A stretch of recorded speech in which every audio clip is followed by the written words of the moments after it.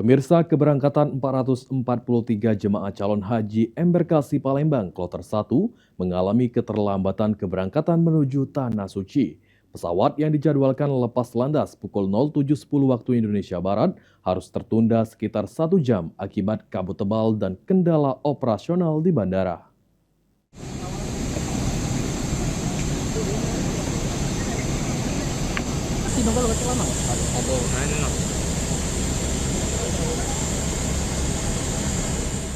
Sebanyak 443 jemaah calon haji asal Kabupaten Ogan Kemering Ulu Timur, termasuk 5 petugas haji diberangkatkan melalui Bandara Internasional Sultan Mahmud Badarudin II Palembang pada Rabu pagi 22 April 2026.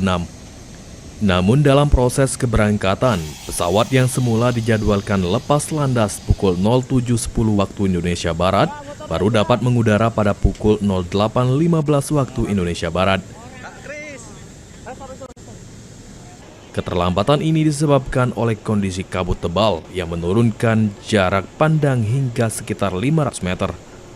General Manager Bandara Internasional Sultan Mahmud Badarudin II, Ahmad Syaugi, menjelaskan kondisi kabut tersebut merupakan fenomena yang kerap terjadi setelah hujan pada malam hari.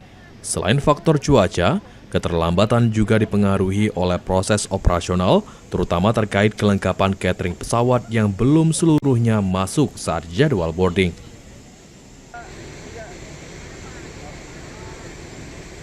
Handling untuk pesawat haji pertama Saudi Airlines saat ini masih ada proses beberapa yang dilaksanakan oleh tim Saudi. Kalau visibility saat ini tadi baru cek 500 dan mudah-mudahan nggak lama lah. Biasa kok kalau pagi ya, habis hujan ada kabut. Ini kabut Pak ya? Kalau ini masih kabut, ini agak jadi delay Pak dari jadwal semula.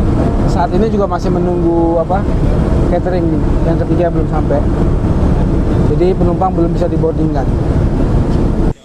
Sementara itu, Wakil Ketua Petugas Penyelenggara Ibadah Haji Embarkasi Palembang, Hozinul Asror Amir mengatakan keterlambatan keberangkatan dilakukan sebagai bentuk penyesuaian jadwal demi keamanan dan kenyamanan jemaah.